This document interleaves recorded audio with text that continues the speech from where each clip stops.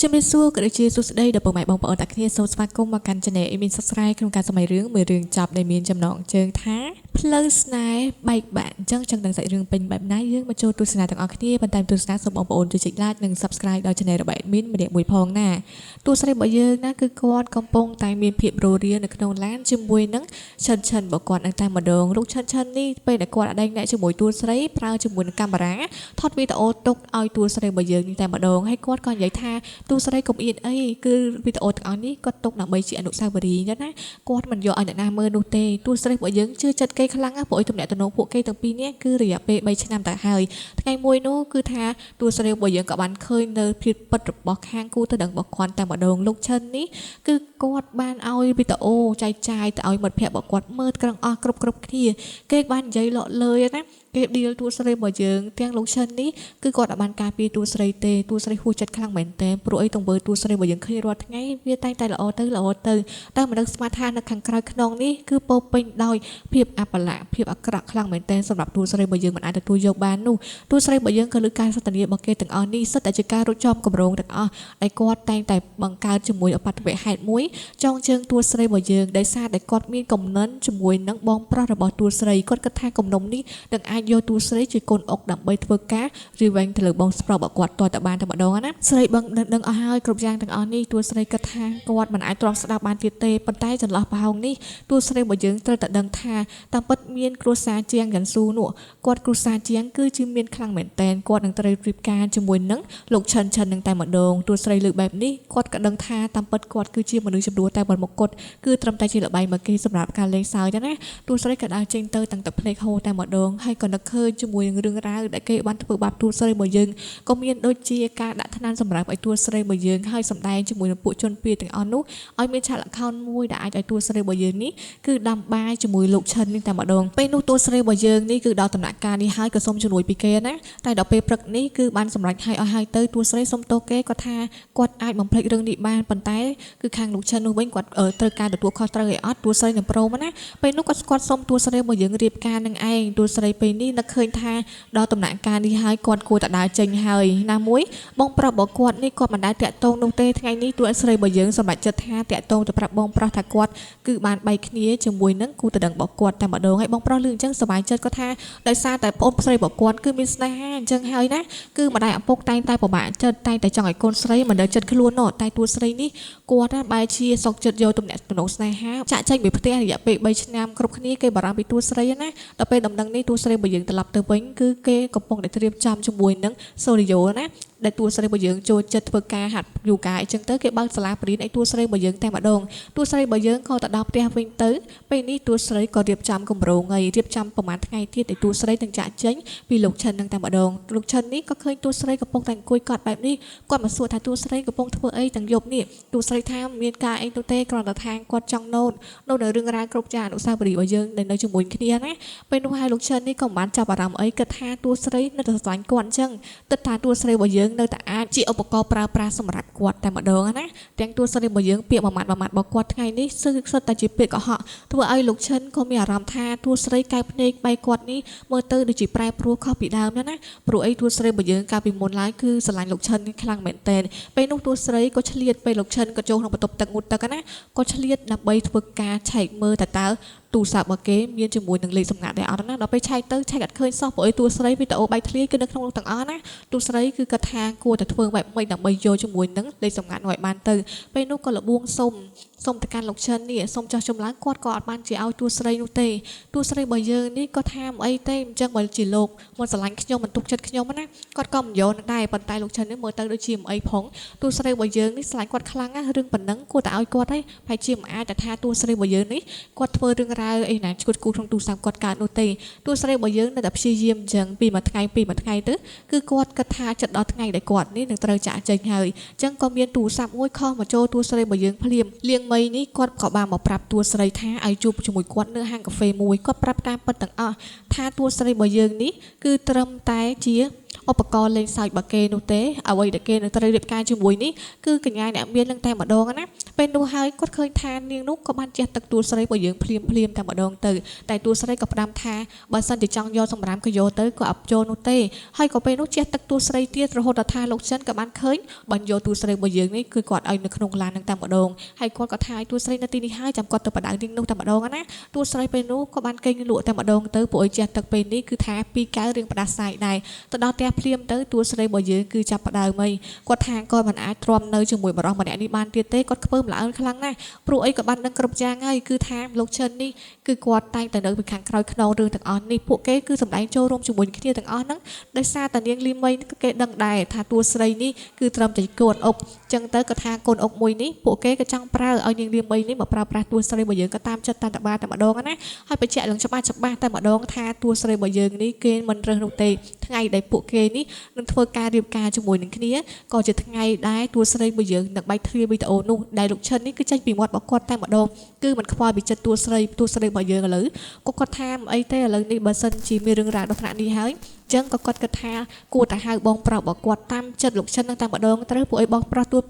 លស្រីរបស់យើងនេះក៏គាត់ណាអត់ត្រូវគ្នាជាមួយនឹងគូតដឹងរបស់ទួលស្រីនោះទេទួលស្រីក៏យប់ឡើងក៏គាត់ឆ្លៀតណាគាត់ថាដល់ពេលវេលាគេគិញលក់គាត់ក៏យកទូរស័ព្ទនោះគឺឆែកមើលតែម្ដងដោយសារតែមានលេខសម្ងាត់ទៅហើយនោះក៏ឃើញវីដេអូទាំងអស់នោះទួលស្រីក៏បានចាត់ចែងណាលុបចោលវីដេអូទាំងអស់នោះហើយព្រលឹមឡើងមិនទាន់ទេគឺលោកឈិនតបានភ្ញាក់ពីគេងផងទួលស្រីក៏ដើរចេញទៅក្រៅទៅជាមួយបាលីរបស់គាត់នោះតែដល់ពេលហើយលោកឈិនបើកភ្នែកឡើងសួរទួលស្រីតាណាទួលស្រីក៏ប្រាប់ថាគាត់ទៅរកបងប្រុសគាត់ដើម្បីបង្ហាញលិខិតអញ្ជើញនេះឲ្យបងប្រុសរបស់គាត់ចូលរួមណាលោកឈិនក៏សុំទៅដែរតែទួលស្រីមិនទេក៏ថានឹងរៀបចំនៅទីនេះទ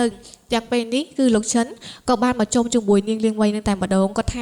ាគឺស្អែកនេះកម្មវិធីរបស់គាត់ហើយអញ្ចឹងហើយគឺកុំភ្លេចណាគ្រប់គ្នាទាំងអស់គ្នាត្រូវមកចូលរួមពួកនោះក៏បុកសួរថាតើវីដេអូទួលស្រីនោះនឹងអាចបាច់ធ្លាយដែរអត់ណាដល់ពេលហើយលើពីមាត់លោកឈិនតែម្ដងគាត់ថារឿងភ្ញាក់ផ្អើលបែបនេះគួរតែមានហើយនៅក្នុងកម្មវិធីរបស់គាត់នោះទាំងទួលស្រីរបស់យើងក៏បានមកដល់ពលាយន្តហោះភ្លាមទួលស្រីសម្រាប់ចិត្តថាគឺមកលើកទូរស័ព្ទអ្នកណាទាំងអស់ក៏បានបិទទូរស័ព្ទគ្រប់គ្រឿងតែម្ដងទៅចំណែកពេលនេះលោកឈិននេះក៏បានមកបើកមើលទូរស័ព្ទខ្លួនឯងតែម្ដងណាតែមិនបានមើលផងឥឡូវក៏ឃើញថាមានកាដូទូរស្រីរបស់យើងផ្ញើជាពិសេសទៅឲ្យលោកឈិននឹងឯងអញ្ចឹងក៏បើកភ្លាមបែរជាឃើញថាគឺជាអញ្ជៀនដែលទូរស្រីរបស់យើងនេះទទួលបានពីលោកឈិនដែលទូរស្រីធ្លាប់និយាយហើយមិនសិនជាអញ្ជៀននេះគាត់បកគលឲ្យវិញគឺស្មើថាគាត់នេះមិនព្រមរៀបការមិនព្រមទៅជាមួយគឺយើងបែកគ្នាតែម្ដងណាឥឡូវលោកឈិនចាប់ផ្ដើមភ្ញាក់ខ្លួនវិញណាក៏គាត់គិតថាទូរស្រីរបស់យើងនេះប្រហែលជាអាចនឹងលេងមែនតែម្ដងក៏តាក់ទងទៅខលទូរស្រីក៏បិទទូរស័ព្ទគ្រប់តែម្ដងគ្រប់គ្នាគេសួរថាអញ្ចឹងតើវីដេអូក្នុងនោះតើយើងអាចប្រើប្រាស់បានអត់ណាក៏ពេលនេះបើកទូរស័ព្ទមើលទៀតឃើញថាវីដេអូត្រូវបានទូរស្រីរបស់យើងលុបចោលទាំងអស់លោកឈិនពេលនេះចាប់ផ្ដើមភ្ញាក់ខ្លួនណាភ្ញាក់ខ្លួនបែបថាលក្ខណៈគាត់វិលវល់តែម្ដងដោយសារតែជឿសម្ដីអ្នកជុំវិញខ្លួនគឺចង់ឈ្នះខ្លាំងមែនទែនហើយមិត្តភ័ក្តិសិតតែអ្នកអាក្រក់នៅជុំវិញខ្លួននេះគឺបានឲ្យខាងលោកឈិននេះគឺគាត់ឲ្យធ្វើមិនឲ្យវីដេអូទូរស្រីរបស់យើងបែកធ្លាយតែឥឡូវលោកឈិនបែរជាគាត់នេះចេញការៈបែបថាលក្ខណៈគាត់ស្ដាយក្រោយគាត់ចង់បានទូរស្រីរបស់យើងត្រឡប់ទៅវិញក៏ខំតាក់ទងទៅកាន់ទូរស្រីតែមិនអាចជួបជាមួយទូរស្រីបានទៀតទេព្រោះទូរស្រីរបស់យើងនេះក៏មកដល់កន្លែងថ្មីរបស់គាត់តែម្ដងដែលបងប្រុសរបស់គាត់នេះគឺលោកស៊ូក៏គាត់បានបរោទូស្រីរបស់យើងនឹងឯងពេលនេះហើយណាបានភ្ញាក់ខ្លួននឹកឃើញខ្លួនឯងនេះគឺគិតពីទូស្រីឡើងឈឺចូលពេទ្យតែម្ដងតែអនុស្សាវរីយ៍ខ្លួនឯងចូលពេទ្យកាលមុនមានទូស្រីមើលថែណាតែលើកនេះគឺថាអត់តែម្ដងគឺទូស្រីនេះក៏ត្រូវបានគេផ្ទះផ្សេងជាអ្នកថ្នមទៅវិញនេះលោកស៊ូនេះក៏គាត់មិនមែនជាបងប្រុសបកាទូស្រីទេគឺគាត់ជាបងប្អូនចិញ្ចឹមណោះអញ្ចឹងហើយកាយពីការមកគាត់ចៃជាមួយទូស្រីពេលនេះទាំងទូស្រីរបស់យើងធ្លាប់គិតថាគឺកាយភ្នែកពីមុនបែបថាលក្ខណៈមើលគាត់បែបនេះទេតែលើកនេះហេតុអីបានជាបងប្រុសរបស់គាត់ចម្លែកខ្លាំងម្ល៉េះទូស្រីរបស់យើងនេះក៏គាត់បានគិតប៉ុណ្ណឹងហើយទៅក៏លោកស៊ូបបោលទូស្រីរបស់យើងចូលឡានតែម្ដងពេលដែលចូលឡាននេះឆ្លៀតទៀតណាក៏បានរៀបចំជាមួយនឹងទឹកតែធ្លាប់ដឹងថារសជាតិទូស្រីចូលចិត្តបែបណាគឺដាក់បែបហ្នឹងមិនដែលផ្លេចពីទូស្រីនោះទេទូស្រីរបស់យើងក៏ចាប់ផ្ដើមចាប់អារម្មណ៍ណាពីបងប្រុសរបស់គាត់ហើយមើលទៅមើលចំមើលឡើងនេះក៏ចាប់ផ្ដើមកំហុសមុខតែម្ដងកាយវិការតូចរបស់បងប្រុសរបស់គាត់នេះធ្វើឲ្យទូស្រីរបស់យើងចាប់ផ្ដើមមានអារម្មណ៍ថាហេតុអីបានជាគាត់គិតអញ្ចឹងទៅលើបងប្រុសរបស់គាត់ណាតែដល់ពេលមកដល់ផ្ទះឃើញថាមិត្តភ័ក្តិរបស់គាត់មក Mà đại ở bụng bỏ quạt cứ mà tụi quạt mà đâu người quạt nực khơi nên con nực côn khlang mền tên côn bên ta mà crop nâng côn bàn tay bay chỉ quạt ấy chơi rơi từ nơi chừng mười bờ ốc xe á trao quạt bay nam bàn tay crop trang này còn là ôm màu bình để san tua sấy cầu từ lọ màu bình hái còn miền được nông bật tục bỏ quạt sơ tay là bỏ để tua sấy bởi giờ ní cứ sờ lạnh cứ ta được ban màu sập hiệp đôi đàm tay mà đồng tay bên ní tua sấy bởi giờ ní còn mặt anh nơi sọc nô tê để xa ấy chập đào mới nát cứ tha cu từ đằng tua sấy còn mà rồi tua sấy bởi giờ sợ mơ tại tua sấy từ đào tì nái nọ còn lư than tua sấy cứ ban từ lọ mà đọc ផ្ទះគាត់វិញគាត់ក៏ប្រញាប់ជឿនហោះនេះមករកទួស្រីភ្លាមណាហើយទួស្រីបើយើងកាលមុនឆោតខ្លាំងមែនតើដឹងថាបងប្រុសខ្លួនឯងអត់ត្រូវគ្នាជាមួយគូតដឹងហើយគាត់ថាការរៀបការនេះគឺអាចនឹងឲ្យពួកគេត្រូវរើគ្នាណាខំលួចបញ្ជីកបងប្រុសដែលគាត់នឹងខំព្យាយាមធ្វើដើម្បីឈ្នះទៅខាងគេទៅប៉ុន្តែបើជាទួស្រីលួចឲ្យទៅខាងគូតដឹងណោះអញ្ចឹងទៅក្រុមចាងនេះគាត់ថាទួស្រីមកសុំទោសបងប្រុសតែបងប្រុសគេថាអីទេតែប៉ុន្តែគាត់ដឹងហើយគាត់ក៏រៀបចំរឿងនេះឲ្យទួស្រីបើយើងកុំឲ្យគាត់ប្រមាថណោះហើយនាំទួស្រីបើយើងទៅសាឡនទៅអីទៀតរៀបចំខ្លួនមកស្អាតតែម្ដងមានជាមួយផ្កាធូលីបដែលទួស្រីចូលចិត្តទៀតណានិយាយទៅដឹងរឿងរ៉ាវគ្រប់ទួស្រីបើយើងគ្រប់យ៉ាងតែម្ដងចំណែកលោកឈិននេះវិញបានតែផឹកស្រានៅក្នុងផ្ទះនោះទេចាប់ដើមគិតថាហេតុអីមិនជាខ្លួនឯងចង់មនុស្សល្អបែបនេះតែមើលថែខ្លួនឯងណាទាំងនាងនេះក៏គេស្រឡាញ់ដែរស្រឡាញ់លោកឈិននេះស្រឡាញ់ងប់តែម្ដងគឺនាងលៀងមីនេះមកសួរថាតើលោកកណាភ្ញាក់ខ្លួនក្រែងចង់ឲ្យនាងនោះគឺថាត្រូវបំផ្លាញដោយសារដៃលោកអីតែគាត់ថាឥឡូវចាប់ដើមលោកឈិនកែប្រែហើយគាត់ផឹកស្រាផឹករហូតដល់គាត់នេះគឺចាប់ដើមឈួតតែម្ដងនាងលៀងមីគិតថាគាត់ខំចោលណាចោលឲ្យទួស្រីរបស់យើងនេះគឺយកជាមួយលោកឈិននេះទៅមើលថែទៅតែទួស្រីនេះបែរជារត់ចោលលោកឈិននេះហើយក៏ទៅនៅស្តុកស្រូវខ្លួនឯងណានាងនោះគឺថាត្រូវចាត់ការដើម្បីសងសឹកតែម្ដងចំណែកទួស្រីនេះវិញក៏មករស់នៅជាមួយនៅខាងគ្រួសាររបស់គាត់នេះក៏គាត់បានបដិបផ្ដើមឲ្យទួស្រីចូលរៀនក្នុងសាលាទៅពេលដែលនៅសាលានេះក៏មានបងប្រុសទទួលយកណាបងប្រុសក៏គាត់ឃើញមុខទួស្រីភ្លាមចាំនៅពេលនោះក៏គាត់ថាវាដល់ពេលវេលាដែលគាត់អាចលោបន្លាយយូរទៀតបានទេគាត់គិតថាគាត់នឹងសុំទួស្រីរៀបការតែម្ដងពេលនោះទួស្រីបើយើងភ្ញាក់ព្រឹតហ្មងគាត់មិនដឹងស្មានថាបងប្រុសរបស់គាត់ហ៊ានបើកចិត្តខ្លួនឯងណាគឺថាឲ្យគាត់ដឹងថាការសារភាពបែបនេះធ្វើឲ្យទួស្រីរបស់យើងនេះគឺមិនអាចទទួលយកបានតែគាត់នៅតែព្យាយាមតែទួស្រីរបស់យើងចាប់ផ្ដើមគិតគូរហើយគាត់គិតថាតើគួរដែលអត់ព្រោះអីទាំងបងប្រុសគាត់តាំងពីដើមឡើយនេះគឺតែងតែល្អជាមួយគាត់តែមើលរំលងណាហើយណាមួយយើងមិនជាបងប្អូនបង្កើតជាមួយគ្នាផងហ្នឹងអញ្ចឹងមានបញ្ហាអីប៉ុន្តែក៏ឃើញថាឥឡូវនេះគឺចាប់ផ្ដើមជាមួយនឹងគូតដឹងចាស់របស់ទួស្រីលោកឈិនក៏បានមកដល់ភ្លាមគាត់ក៏បានយកជាមួយបាច់ផ្កាកាឡាមកជូនទួស្រីហើយអត់ដឹងថាចំណងចំណូលចិត្តទួស្រីចូលចិត្តអីឥឡូវមកសុំត្រូវគ្នាវិញទាំងទៅខ្លួនឯងនេះគឺថាសូនតែម្ដងណាទួស្រីក៏ថាមិនអីទេឥឡូវបងប្រុសគាត់មិនចង់ពាក់ព័ន្ធរឿងនេះទេគាត់នឹងដោះស្រាយជាមួយនឹងលោកឈិននេះខ្លួនឯងតែម្ដងទៅពេលនោះទួស្រីបើយើងក៏ប្រាប់ថារឿងទាំងអស់ណាគឺគាត់បានដឹងអស់ហើយថាលោកនេះគឺអក្រក់ប៉ុណ្ណានោះលោកបានធ្វើអីខ្លះជាមួយមិត្តភ័ក្តិជុំគ្នាឲ្យមើលងាយតម្លៃខ្ញុំខ្លាំងមែនតើខ្ញុំខំទុកចិត្តលោកខ្លាំងណាគិតថាស្នេហាមួយនេះគិតថាអាចដល់ត្រើយប៉ុន្តែឥឡូវនេះក្រុមយ៉ាងយើងចាប់គ្នាត្រឹមនឹងទៅកុំឲ្យមានពាក់ព័ន្ធអីជាមួយគ្នាទៀតហើយខ្ញុំនេះក៏អហសកម្មដល់លោកដែរណាដល់ពេលហើយទៅឥឡូវគាត់ព្រមទេគាត់ថាគាត់ត្រូវតាមទួស្រីឲ្យតតែបានតែម្ដងទួស្រីរបស់យើងក៏មិននិយាយច្រើនពេលនោះក៏យកព្រមរៀបការជាមួយបងប្រុសរបស់គាត់តែម្ដងពេលទៅដល់ផ្ទះភ្លាមនេះក៏ថាគាត់ចាប់ផ្ដើមនិយាយប្រាប់សារភាពទៅកាន់ទួស្រីម្ដងទៀតហើយគាត់អាចចង់ឲ្យទួស្រីរបស់យើងយកគាត់នេះគឺជាឧបករណ៍ប្រើប្រាស់ទៀតដោយលោកឈិនធ្វើទៅលើទួស្រីណាទួស្រីរបស់យើងក៏បញ្ជាក់ថាតាមពិតទៅគាត់ក៏គិតថាបងប្រុសល្អដែរអញ្ចឹងហើយគិតថាការរៀបការនេះនឹងអាចរលូនជាមួយគ្នាបានណាមួយឪពុកម្ដាយនេះក៏គាត់សប្បាយចិត្តគាត់ដឹងតែម្ដងណាគាត់ខ្លាចថាម្ដាយឪពុកនេះមិនព្រមតែម្ដាយឪពុកនេះក៏ត្រូវបា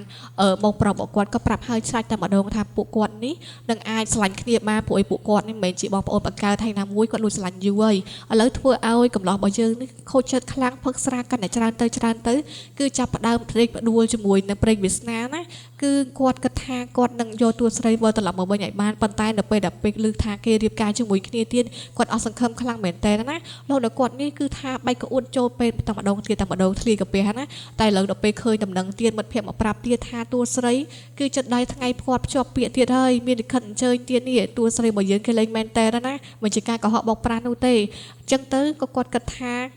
ាគាត់នឹងរត់ទៅរកទួស្រីរបស់យើងភ្លាមតែម្ដងប៉ុន្តែរឿងនេះវាធ្វើឲ្យគាត់នេះមិនអាចដើរតាណារួចផងហ្នឹងអញ្ចឹងទៅក៏ត្រូវចូលពេទ្យនេះក៏ថាចាប់ផ្ដើមណាសង្គ្រោះមិនទាន់ភ្លាម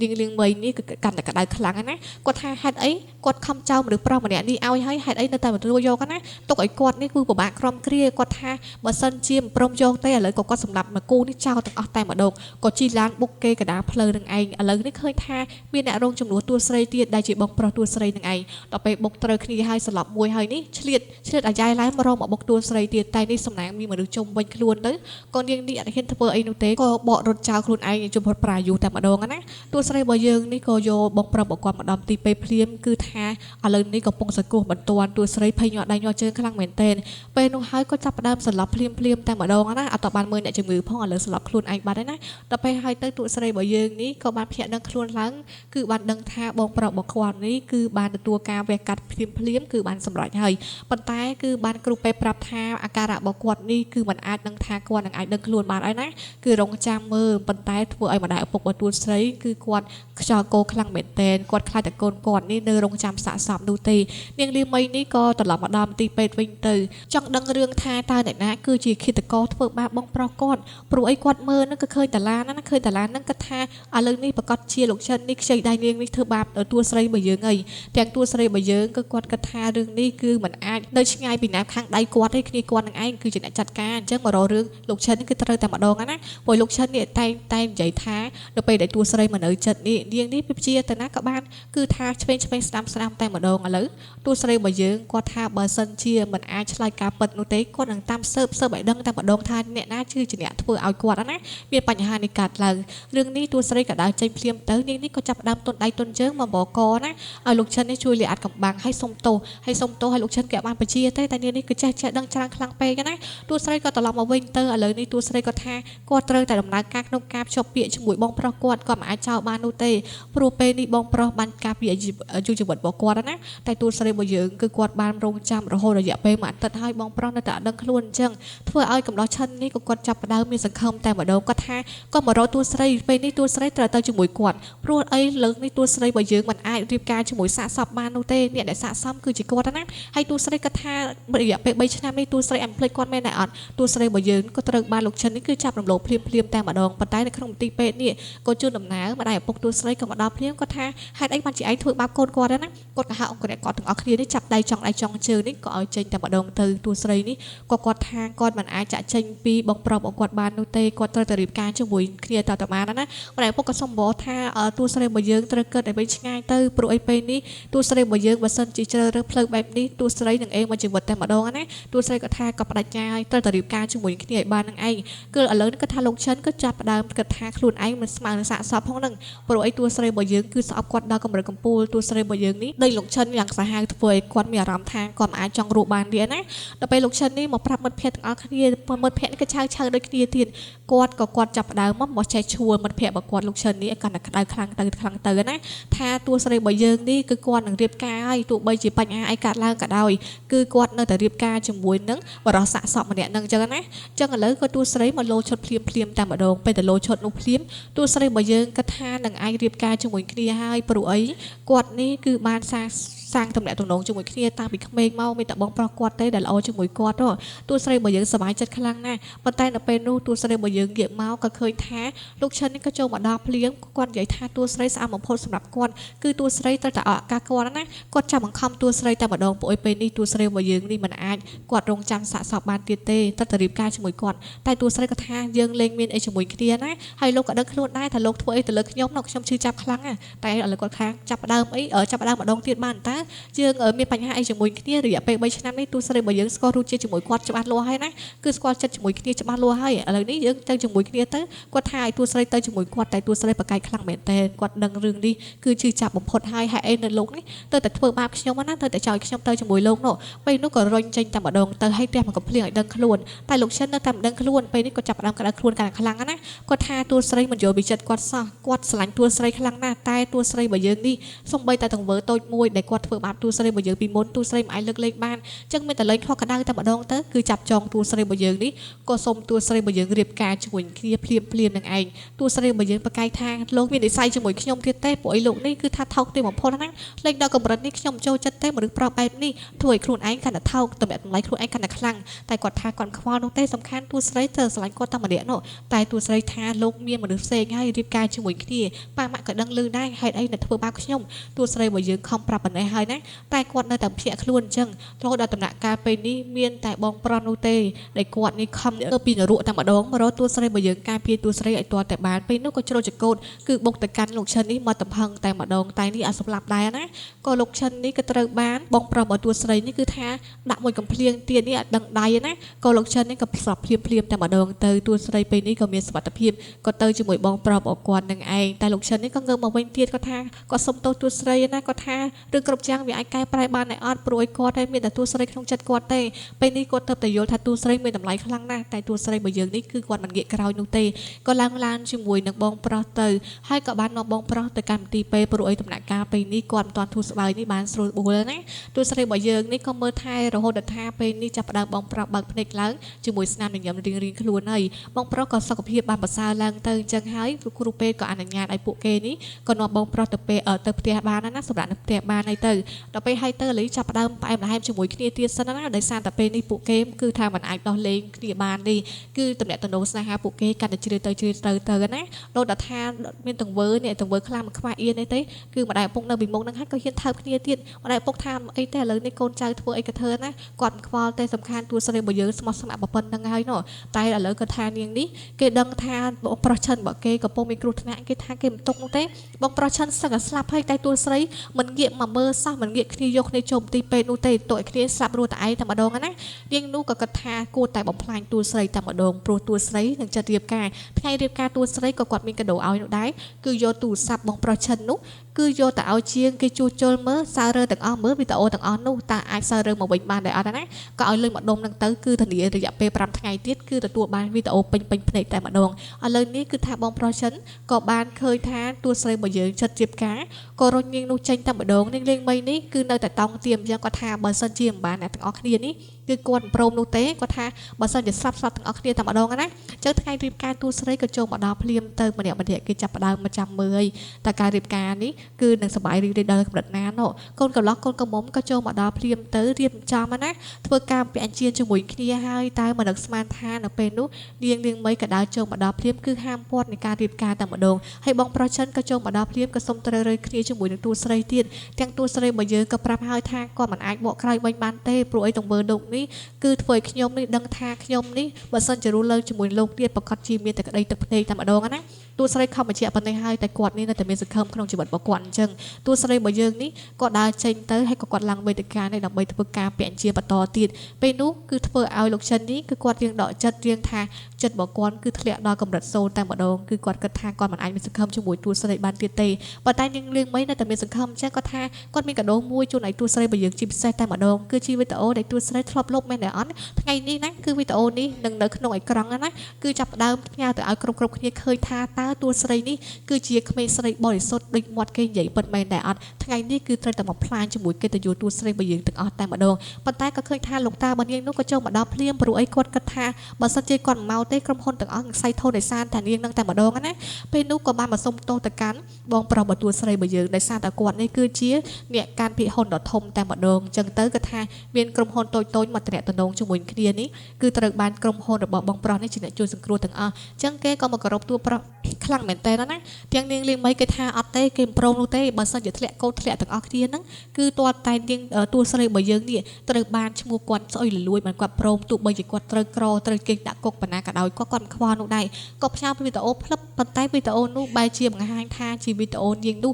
គឺបានធ្វើឲ្យមានឧបទ្ទហេតុមួយកើតឡើងណាគឺគ្រោះថ្នាក់ចរាចរណ៍ដែលនាងនេះជាអ្នកបង្កើតខ្លួនឯងគឺរូបភាពនាងនេះពេញភ្នែកតែម្ដងគ្រប់គ្នាក៏ឃើញថាឃាតករជាងនាងនេះគឺនាងនេះចាប់ផ្ដើមញាត់ដៃញាត់ជើងណាជាមួយវីដេអូនេះដែលប៉ັດទៅគឺថាបងប្រុសរបស់តួស្រីរបស់យើងនេះគឺគាត់បានដឹងរឿងហើយក៏ដើរលេងណាក៏ឃើញងាកទៅឃើញចាំបាច់នាងនឹងតែម្ដងដែលចូលក្នុងកន្លែងនោះដើម្បីធ្វើការណាឲ្យគេជួសជុលទូរស័ព្ទប៉ុន្តែគាត់បានសុកប៉ាន់មុនហើយបែរហ្នឹងឥឡូវនេះក៏ឃើញថាពួកគេទាំងពីរនាក់នេះគឺគ្មានឧបសគ្គនោះទេដោយសារតែនាងលៀងបីនេះក៏ត្រូវបានប៉ូលីសចាប់ដាក់គុកភ្លាមតែម្ដងចំណែកកំឡោះឈិននេះវិញគឺបានតែដើរថយក្រោយនោះទេគាត់មិនអាចទៅថាស្មើជាមួយគេបាននោះទេពួកឯក្តីស្រុកតួស្រីនេះគឺវាសំខាន់ជាងក្តីសោករបស់គាត់ទៅទៀតពេលនេះគាត់ទៅយល់ពីតម្លៃវាស្នេហារបស់គាត់នោះគឺឥឡូវលោកឈិនក៏សម្រេចចិត្តថានឹងទៅក្រៅប្រទេសតែម្ដងចាក់ចេញឲ្យឆ្ងាយពីទីនេះប៉ុន្តែមិនដឹងស្មានថាមិត្តភក្តិរបស់គាត់បានបង្ករឿងមួយទៀតដោយគាត់ប្រាប់ថាគាត់មិនទុកនោះទេតួស្រីនេះគឺបានបំផ្លាញណាជីវិតរបស់បងឈិនគាត់អញ្ចឹងគាត់ក៏បានជួលជាមួយគ្នារបស់គាត់នេះស្ទាក់តួស្រីរបស់យើងនៅស្ទូឌីយោរបស់តួស្រីណ